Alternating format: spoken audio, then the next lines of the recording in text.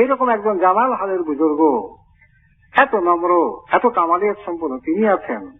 তার উঠে দেখি মুফতি রিয়াসত আলী খান শাহজাহানপুরী রহমতুল্লাহর মতন আছে, আলেম আরেফ আছেন। তারপরে এরশাদ হোসেন রামপুরি রহমতুল্লাহ আছেন। তারপরে আহমদ সাইদ রহমতুল্লাহ আছেন। তার উপরে হযরত শাহ সাঈদ আহমদ রহমতুল্লাহ আছেন। তার উপরে দেখতে পাচ্ছি হযরত শাহ গোলাম আলী আহমদী রহমতুল্লাহর মতন আলেম আরেফ আল্লাহ প্রেমিক আছেন। তার উপরে দেখতে পাচ্ছি মোশারে শেখ জানার রহমতুল্লাহ। তার উপরে হযরত নূর মোহাম্মদ বাদাউনি রহমতুল্লাহ। তার উপরে শাইখ সাইফুদ্দিন সেরহিন্দি রহমতুল্লাহ। তার উপরে খাজা মোহাম্মদ মাসুম রহমতুল্লাহ। তার উপরে ইমামে রব্বানী হযরত মুজাদ্দিদ আল সিস্তানি শাইখ আহমদ ফারুকী সেরহিন্দি রহমতুল্লাহ আছেন। তিনি 1000 বছরের মুজাদ্দিদ। তিনি বলেছেন, আমার পরে যে আমাকে আল্লাহ তাআলা যে ইলম এবং মারিফত দান করেছেন, আমার পরে একজন মাত্র ব্যক্তিত্ব যিনি এই পর্যায়ের ইলম মারিফত সমূহ পাবেন, আর একজন আসবেন কিয়ামত পর্যন্ত, তিনি হচ্ছেন হযরত ইমাম মেহেদী। আরো বলেছেন, আমি ধারণা করি, আমি এটা বুঝি যে তিনিও এই সিলসিলাভুক্ত হবেন। যে সিলসিলাভুক্ত, যে সিলসিলার মধ্যে নিসবত সিদ্দিকী অবশ্যই শ্রেষ্ঠ নিসবত, আর শ্রেষ্ঠ মানুষ যিনি হবেন, যার দ্বারা সারা পৃথিবীতে ইসলাম প্রতিষ্ঠিত হবে, সেই ইমাম মেহেদী একদম শ্রেষ্ঠ যে সিলসিলা তার সঙ্গে তো যুক্ত হওয়ার কথা। ইমাম মুজাদ্দিদ আল সিস্তানি রহমতুল্লাহ এই জন্য তো সঠিক কথাই বলে গিয়েছেন। এর উপরে নকশবন্দি খাজা বাকি বিল্লাহ রহমতুল্লাহর মতন বুজুর্গ, এর উপরে খাজা ওবায়দুল্লাহ আহরার রহমতুল্লাহ, হযরত মাওলানা জাহেদ রহমতুল্লাহ, হযরত খাজা মোহাম্মদ দরবেশ রহমতুল্লাহ, খাজা আমকানগি রহমতুল্লাহ, এইভাবে হযরত মাওলানা ইয়াকুব চেরখি রহমতুল্লাহ, আলাউদ্দিন আত্তার রহমতুল্লাহ, ইমাম বাহাদুর নকশবন্দি মুশকিল কুশা বুখারা রহমতুল্লাহ, আমির কুলাল রহমতুল্লাহ, খাজা বাবা সাম্মাসি রহমতুল্লাহ, আরেফ রেওগাড়ি রহমতুল্লাহ, মাহমুদ ইবনে ফাগলামি রহমতুল্লাহ, হযরত বাইজুদ বুস্তামি রহমতুল্লাহ, হযরত আবুল হাসান খেরকানি রহমতুল্লাহ, এইভাবে হযরত কাসিম ইবনে মুহাম্মদ রহমতুল্লাহ, এইভাবে হযরত সালমান ফারসি রাদিয়াল্লাহু তাআলা আনহু, এইভাবে হযরত সিদ্দিক আকবর রাদিয়াল্লাহু তাআলা আনহু, এইভাবে জনাবে মুহাম্মদুর রাসূলুল্লাহ সাল্লাল্লাহু আলাইহি ওয়াসাল্লাম।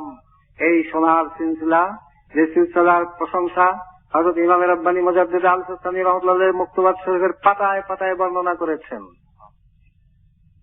সেই মহান সিলসিলার সঙ্গে আমাদের মতন গুনাহগার মানুষ যারা নিজের ডান বাম বুঝি না ব্যাকটেল, তাদেরকে আল্লাহ তাআলা কত দয়া করে এই সিলসিলায় দাখিল করিয়েছেন। আল্লাহ তাআলার এই শুকরগুজারি নিয়ামতের শুকরগুজারি আমরা কিয়ামত পর্যন্ত আগুনের মধ্যে দাঁড়িয়ে ইবাদত করলেও তো কোনোদিন শোধ করতে পারবো না।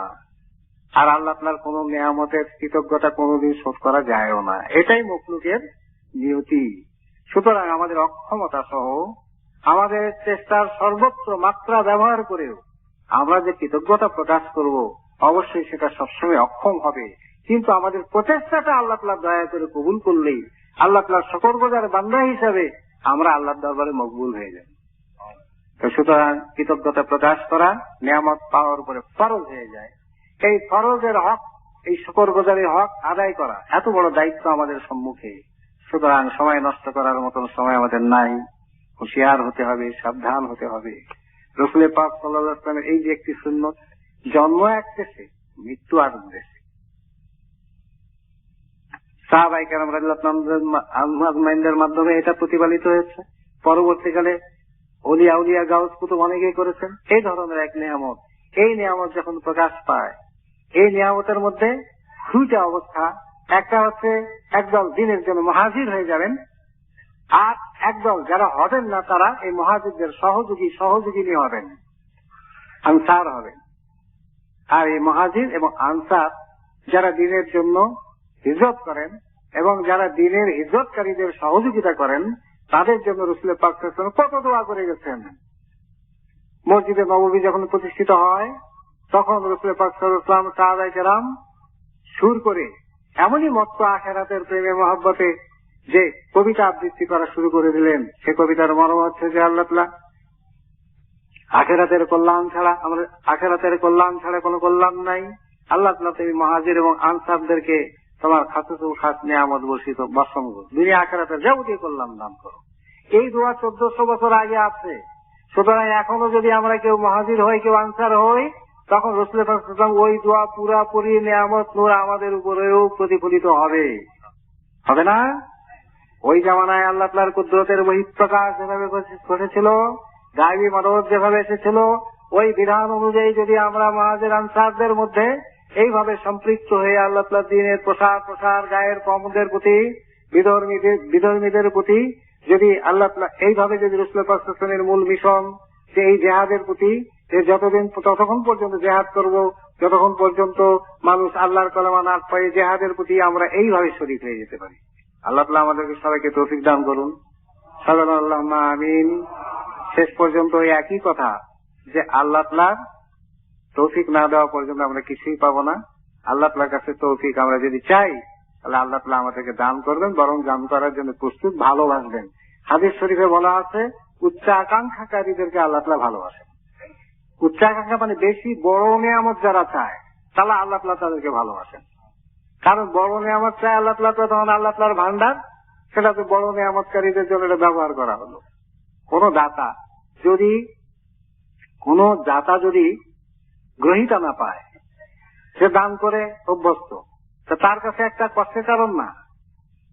সুতরাং আল্লাহ তাআলা দাতা বড় বড় নিয়ামত রেখেছেন আমাদের জন্য। তো সুতরাং এটা যদি আমরা ব্যবহার করি, তা আল্লাহ তাআলা দানের প্রতি অসম্মান করা হবে। তখন আল্লাহ তাআলা আমাদের ছাড়বে নাকি? আল্লাহ তাআলার দানের অসম্মান করা, এটা আল্লাহ তাআলার রোষের কারণ, আল্লাহ তাআলার আযাবের কারণ। এই আযাব থেকে আমরা বাঁচতে চাই না। সুতরাং আল্লাহ তাআলার দানকে সমীহ করতে হবে। ওই মূলে হিজরত মুহাজির এবং আনসারদের উপরে যে রহমত বরকত আল্লাহ তাআলা নাজিল করেছিলেন, আল্লাহ তাআলা দয়া করে আমাদের মতন গুনাহগার মানুষকে তওবা করার তৌফিক দিয়েছেন, শ্রেষ্ঠ সিলসিলার মধ্যে দাখিল করেছেন। এখন শ্রেষ্ঠ নেয়ামত, যেটা সর্বোচ্চ নেয়ামত, মুহাজির আনসারগণের সম্মিলিত প্রচেষ্টার মাধ্যমে সারা পৃথিবীব্যাপী দ্বীন ইসলামের দাওয়াত আহ্বান ছড়িয়ে দেওয়ার যে প্রচেষ্টা, যে সাধনা, সেই সাধনার এক একজন সদস্য এবং সদস্যা হিসাবে আল্লাহ তাআলা আমাদেরকে দয়া করে কবুল করে নিন। আল্লাহুম্মা আমিন। আমাদেরকে, সমস্ত উম্মতে মুহাম্মাদীকে আল্লাহ তাআলা পরিপূর্ণ মাগফিরাত নসিব করুন। আল্লাহ তাআলা পরিপূর্ণ রহমত আমাদেরকে নসিব করুন। আমরা এই গভীর রাত্রে আল্লাহ তাআলার কাছে এটাও প্রার্থনা করি, ইয়া ইলাহি মকসুদ हम लोग का तू ही, रिजाई तेरी, हम लोग को रहमत, मोहब्बत ও মারিফত নসিব আতা করুন। হে আল্লাহ, আমাদের উদ্দেশ্য তুমি এবং তোমার সন্তোষ, আমাদেরকে রহমত, মহব্বত এবং মারিফত দয়া করে দান করো। আল্লাহুম্মা আমিন।